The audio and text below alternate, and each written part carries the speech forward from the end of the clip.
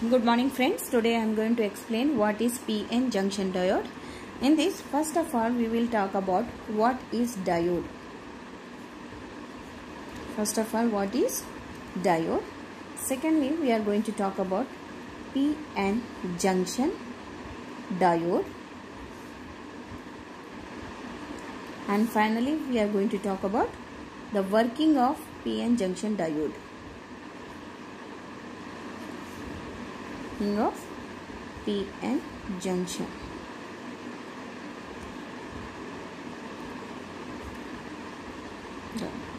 So first of all, what is diode? So diode is nothing but it's an electronic device which consists of two electrodes, namely cathode and anode. The definition of diode is an electronic device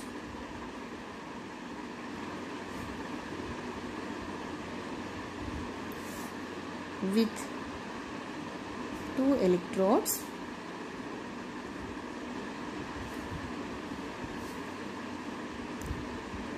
namely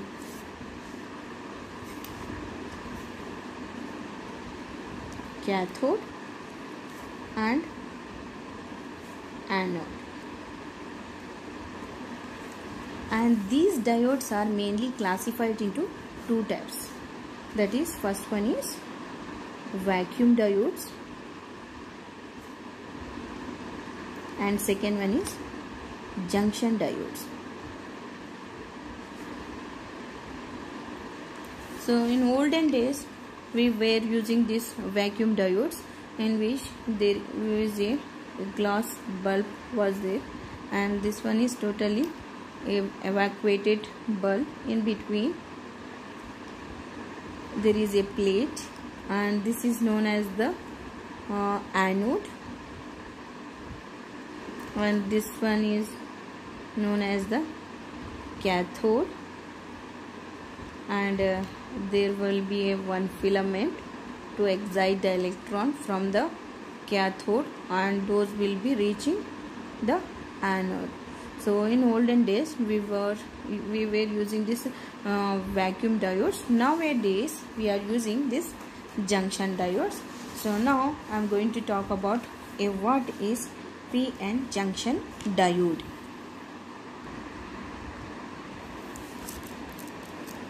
PN junction diode.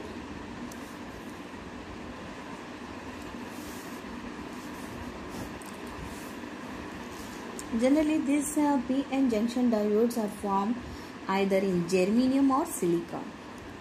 Germanium or silicon crystals. So in this, one side is totally diffused with the p-type material, and the another side is diffused with the n-type material. Okay, so when p-type material and n-type materials are joined together, then due to which a plane is dividing this PN, and the plane dividing the two zones is known as the junction diode, or this is also known as the semiconductor diode or crystal diode. Semiconductor diode or crystal diode. So what is PN junction diode? When a p-type material and n-type materials are joined together, generally this takes place in the germanium crystals or the silicon crystals.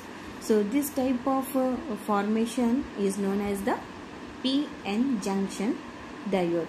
To explain the properties of the PN junction diode, let us consider p side is p-type semiconductor and n-type semiconductors are joined together like this. One more diagram I am drawing this one for better understanding. Here let us suppose this is p-type and this is n-type, and a plane is dividing. So here let us suppose after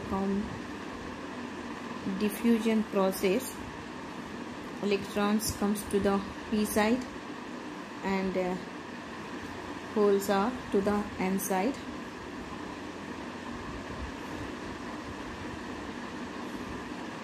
This is VB, potential barrier.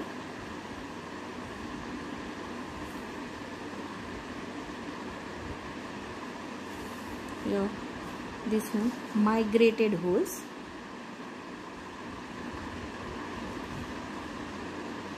Holes from p side, and these are the migrated electrons.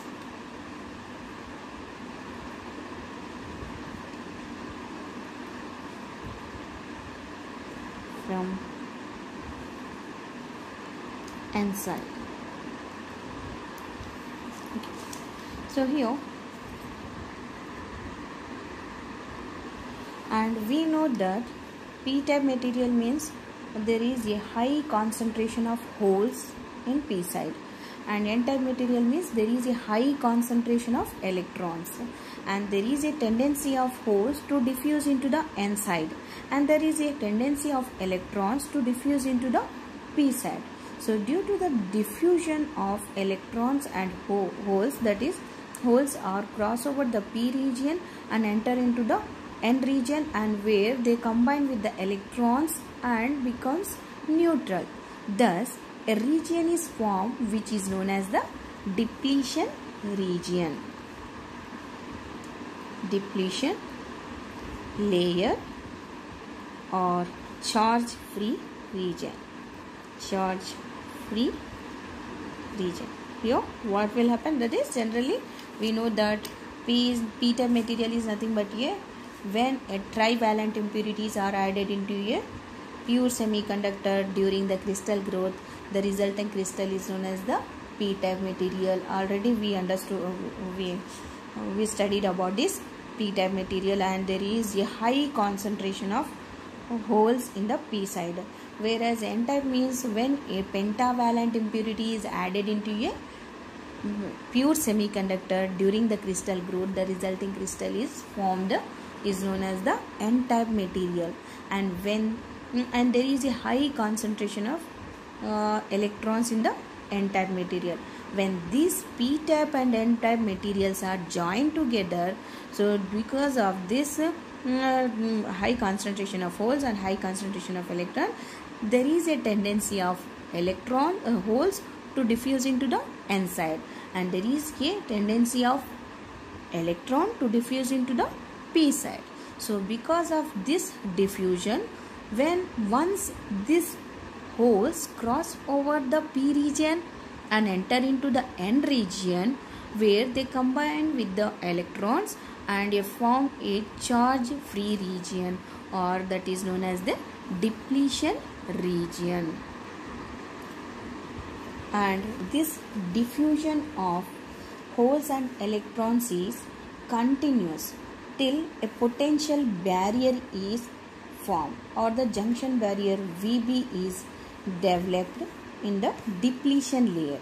So this continuously the electrons from the n side enter into the p side, and holes enter into the n side. Because of this continuous, a potential barrier is developed in the charge free region or the depletion layer, which prevents further neutralization. Thus a potential is developed across the junction. So because of this potential barrier, a potential is developed across the junction, which is known as the junction voltage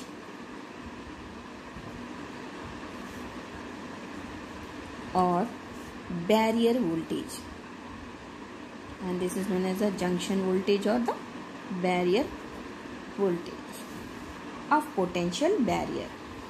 The potential barrier is of the order of 0.1 volts to the 0.3 volts, and once this potential barrier is eliminated from the depletion layer, then the current is flows in the junction. and this potential barrier can be increased or decreased by applying some external voltage. The symbol of this junction diode can be represented as like this here. This is P and this is N, and this is known as the anode and this is cathode. Okay. Now I am going to talk about the working of a PN junction diode.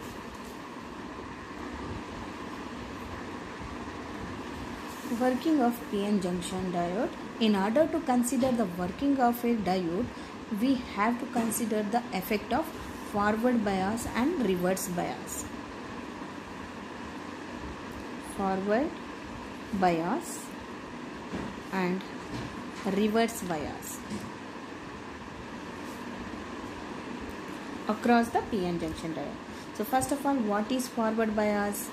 Forward bias means when external voltage is applied to the junction in such a way that it cancels the potential barrier and permits the current flow, then the diode is said to be in forward bias. Okay, so what is forward bias? When the external voltage is applied to the junction in such a way that it cancels the potential barrier and permits the current flow, so that is known as the forward bias.